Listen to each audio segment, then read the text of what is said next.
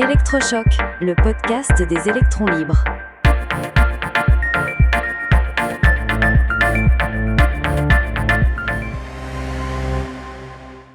Ces chiffres qui nourrissent, pourrissent le débat. Aujourd'hui, nous allons aborder le thème des statistiques chocs qui façonnent l'opinion publique et parfois même nos lois. Bonjour Max, bonjour à tous. C'est un sujet passionnant. On est bombardé en permanence de chiffres alarmants. 48 000 morts par an à cause de la pollution, 10 000 à cause de la précarité énergétique. Ces données sont devenues des sortes de vérités établies. Exactement. Et le problème, c'est que lorsqu'on gratte un peu le vernis, on s'aperçoit que beaucoup de ces chiffres sont au mieux trompeurs et au pire complètement faux. Ils sont pourtant à l'origine de décisions politiques majeures, comme les zones à faibles émissions ou les nouvelles normes pour le diagnostic de performance énergétique. Prenons un exemple très connu, celui des 1% les plus riches qui émettent plus que les 2 tiers de l'humanité. C'est une phrase qu'on entend partout, souvent issue de rapports d'ONG comme Oxfam. Ça marque les esprits, c'est certain. Ça marque les esprits, mais c'est surtout très malin dans la construction. Quand on regarde la méthodologie, on découvre qu'il n'inclut pas seulement le style de vie des plus riches, leurs voyages en jet, leurs yachts, etc., mais aussi les émissions des entreprises qu'ils possèdent. Attends, ça veut dire que si je prends ma voiture pour aller travailler et que je fais le plein dans une station d'un grand groupe pétrolier, mes émissions de CO2 sont en partie attribuées aux actionnaires de ce groupe. C'est exactement ça. Le biais est énorme. On fait porter la responsabilité de la consommation de millions de personnes sur une poignée d'individus. L'intention est claire, servir un agenda politique particulier. Mais l'information, elle, est déformée. C'est un procédé qu'on retrouve souvent. Un autre exemple qui m'avait frappé, c'est cette idée qu'un vêtement ne serait porté que 7 fois en moyenne avant d'être jeté. C'est devenu un symbole de la fast fashion. Ah oui, le fameux chiffre des 7 fois. L'histoire est assez parlante.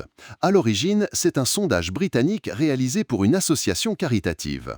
On a posé la question à environ 1500 femmes et une majorité a répondu qu'un vêtement acheté pour une occasion spéciale, un mariage, une soirée, était porté en moyenne 7 fois. Donc on est passé d'une tenue de soirée à n'importe quel vêtement. Précisément, par glissement successif et reprise médiatique sans vérification, une donnée très spécifique est devenue une généralité absolue. Le jean que vous portez depuis 3 ans et votre t-shirt préféré sont mis dans le même sac que la robe de cocktail. Ça n'a plus grande chose à voir avec la réalité. C'est fou comme le contexte est essentiel.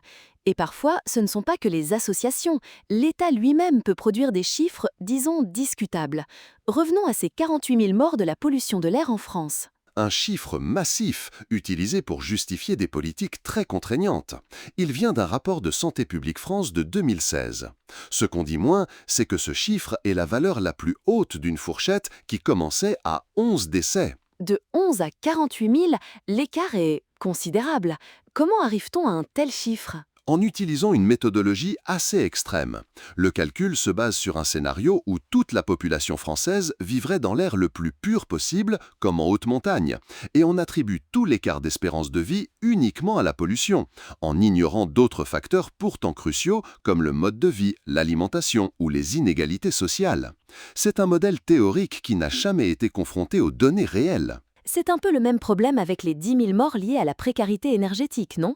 On prend des études étrangères, notamment britanniques, et on les applique à la France sans tenir compte de nos spécificités, que ce soit le climat ou notre système de santé. Tout à fait.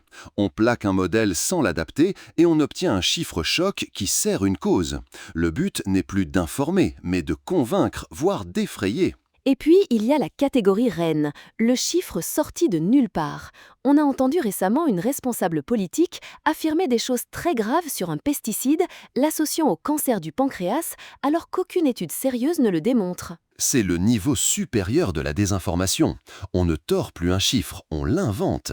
Et le plus inquiétant, c'est que sur un plateau télé, personne ne contredit, personne ne questionne. L'affirmation péremptoire suffit. Alors, que faire ? On ne peut plus croire aucun chiffre ? Si, bien sûr, mais il faut développer des réflexes. Un chiffre, ça ne vit pas tout seul. Il faut toujours se demander d'où vient-il ? Quelle est la méthodologie ? Qui le produit et dans quel but ? Un chiffre sans son contexte, c'est une opinion, pas un fait. C'est comme le fameux on artificialise l'équivalent de 5 terrains de foot par heure. Ça paraît énorme, mais si on rapporte ce chiffre à la superficie totale de la France, on parle d'environ 0,04% du territoire par an. C'est tout de suite moins apocalyptique. Ou les 15 000 litres d'eau pour produire 1 kilo de bœuf, un chiffre terrifiant, jusqu'à ce qu'on apprenne qu'il inclut toute l'eau de pluie qui tombe sur la prairie où la vache a brouté, l'eau qui serait tombée de toute façon que la vache soit là ou non. C'est presque comique. L'idée n'est donc pas de devenir cynique, mais d'être plus exigeant et de garder son esprit critique bien aiguisé. Exactement. Ne pas se laisser impressionner par le premier chiffre venu. Derrière chaque statistique, il y a une histoire, une méthode et parfois un agenda. À nous de faire l'effort de la comprendre pour ne pas se faire manipuler et pour avoir des débats publics plus sains et plus constructifs. Un excellent programme. Aiguiser son esprit critique, c'est le meilleur outil pour avancer. C'est le mot de la fin. Merci Céleste. Merci Max. Soutenez les électrons libres. Abonnez-vous sur lel.media.